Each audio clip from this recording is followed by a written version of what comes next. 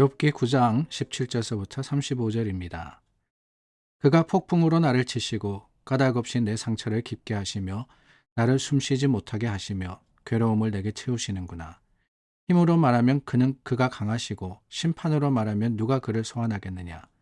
가령 내가 의로울지라도 내 입이 나를 정죄하리니 가령 내가 온전할지라도 나를 정죄하시리라. 나는 온전하다마는 내가 나를 돌아보지 아니하고 내 생명을 천히 여기는구나. 일이 다 같은 것이라. 그러므로 나는 말하기를 하나님이 온전한 자나 악한 자나 멸망시키신다 하나니 갑자기 재난이 닥쳐 죽을지라도 무죄한 자의 절망도 그가 비웃으시리라. 세상이 악인의 손에 넘어갔고 재판관의 얼굴도 가려졌나니 그렇게 되게 한 이가 그가 아니시면 누구냐. 나의 날이 경주자보다 빨리 사라져 버리니 복을 볼 수 없구나. 그 지나가는 것이 빠른 배 같고 먹이에 날아내리는 독수리와도 같구나. 가령 내가 말하기를 내 불평을 잊고 얼굴빛을 고쳐 즐거운 모양을 하자 할지라도 내 모든 고통을 두려워하오니 주께서 나를 죄 없다고 여기지 않으실 줄을 아나이다. 내가 정죄하심을 당할진대 어찌 헛되이 수고하리이까. 내가 눈 녹은 물로 몸을 씻고 잿물로 손을 깨끗하게 할지라도 주께서 나를 개천에 빠지게 하시리니 내 옷이라도 나를 싫어하리이다. 하나님은 나처럼 사람이 아니신즉 내가 그에게 대답할 수 없으며 함께 들어가 재판을 할 수도 없고 우리 사이에 손을 얹을 판결자도 없구나. 주께서 그의 막대기를 내게서 떠나게 하시고 그의 위엄이 나를 두렵게 하지 아니하시기를 원하노라. 그리하시면 내가 두려움 없이 말하리라. 나는 본래 그렇게 할 수 있는 자가 아니니라. 여러분 이미 아시고 눈치채셨겠지만 욥기는 욥과 세 친구들의 대화가 번갈아 가면서 나오고 있습니다. 욥의 친구가 이렇게 이야기하면은 거기에 대해서 욥이 대답하거나 반박하고 또 거기에 대해서 또 다른 친구가 이야기하고 이것이 계속해서 반복되어서 나오고 있습니다. 오늘 저희가 나눈 본문도 어제와 이어서 빌닷이라는 친구가 한 이야기에 대해서 욥이 자신의 생각 또한 자신의 믿음을 드러내는 내용입니다. 특별히 오늘 본문에 보니까 욥이 참 혼란스러웠다라는 생각이 듭니다. 그도 그럴 것이 갑자기 일어난 고난 아닙니까? 여러 가지 평안한 가운데 또한 하나님께서 형통하게 하시던 중에 일어난 가족들을 잃고 또한 자신이 가졌던 모든 것들을 참 잃어버린 그런 일이 하루아침에 갑자기 찾아왔습니다. 그러니 얼마나 혼란스러울 뿐만 아니라 당황하고 마음이 상했을까요? 그 마음을 우리는 본문에서 엿보게 됩니다.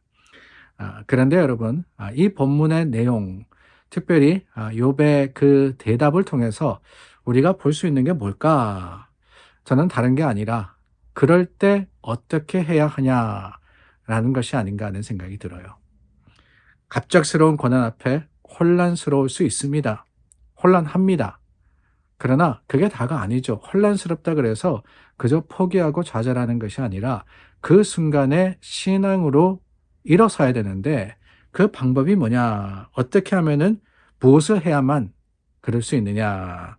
첫 번째는 욥이 오늘 말씀해 보니까 자신의 온전함을 주장하고 있습니다. 나는 분명히 하나님 앞에 바르다라고 하는 거예요. 하나님께서 이런 많은 일들을 하시고 너희가 나에게 죄가 있기 때문에 그렇다. 내 죄와 허물 때문에 이런 고난을 겪는다고 하지만 내 스스로 나 자신을 생각하고 판단해 볼 때 나는 부끄럽지 않다라고 했다는 겁니다. 여러분, 이게 중요해요. 사탄은 우리를 속입니다. 어떠한 문제 앞에서 우리 자신이 스스로 포기할 수 있도록, 포기하도록 속이는 것이 사탄의 계략입니다. 다 죄 때문이다. 네가 문제다. 너는 안 된다. 할 수 없다. 포기해라. 라고 한다는 것이지요. 그런데 여러분, 중요한 것은 그 순간에 우리가 어떻게 하느냐라고 하는 거예요. 우리가 거듭거듭해서 나누고 있습니다. 내게 어떤 고난이 있을 때, 어려움과 문제가 있을 때 그것이 내 죄 때문이냐? 물론 그럴 수도 있다고 했습니다. 그럴 때에는 우리가 회개하며 하나님 앞에 회복되도록 간구해야죠. 근데 그것만이 아닙니다. 특별히 욥의 경우가 그랬습니다. 분명히 의로운 사람이라 그랬어요. 동방에서 그보다 더 의롭고 하나님을 경배하는 사람이 없다라고 했습니다. 그런데 그럼에도 불구하고 왜 고난을 받았느냐? 우리는 알고 있지 않습니까? 하나님의 영광을 드러내기 위해서라고 말입니다. 그렇기 때문에 내가 갖는 고난, 내가 받는 어려움, 그 가운데서 포기하는 것이 아니라, 자책하는 것이 아니라 냉철히 판단해서 회개할 것은 회개하지만, 그렇지 않을 경우에는 하나님이 반드시 이 일을 통해서 하나님의 거룩하심을 드러내시고 나를 통해서 하나님의 영광을 보여주시려고 그러는구나 확신하는, 그것도 믿음이에요. 그 믿음을 붙들어야 하는 겁니다. 그리고 난 후에 22절서부터 24절 말씀을 보면은 그렇습니다. 욥이 일하죠. 인과응보라는 그 논리를 가지고 너희가 이야기하지만은 그것만이 아니더라. 의인도 고난받을 때가 있고 악인도 형통할 때가 있다라고 합니다. 그러면서 이야기하는 것이 중요해요. 우리가 이 사실을 분명하게 믿어야 됩니다. 그것은 다름이 아니라 모든 것은 하나님의 주권 아래 있다라는 사실입니다. 우리가 판단하기에 이렇다 저렇다 이러쿵저러쿵 할 수가 없다는 거예요. 하나님은 의인으로 하여금 하나님의 영광을 드러내게 하려고 고난받기도 하지만 악인으로 하여금 오히려 그들이 멸망하도록 그들을 형통하게도 하시는 분이십니다. 중요한 것은 그것을 가지고 우리가 이렇다 저렇다 하지 못한다는 거예요. 하나님의 권한 아래에 있는 것이기 때문에 하나님께 맡기고 주님께서 이루실 일을 기대하는 것, 그게 신앙의 지혜입니다.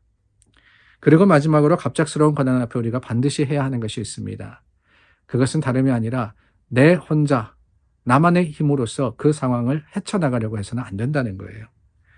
32절과 33절 말씀에는 판결자를 구하는 욥의 모습이 드러납니다. 여기서 말씀하시는 판결자라고 하는 것은 다름이 아닙니다. 어떤 판단을 내리는 사람을 이야기하는 것이 아니라 중보자를 이야기하는 거예요.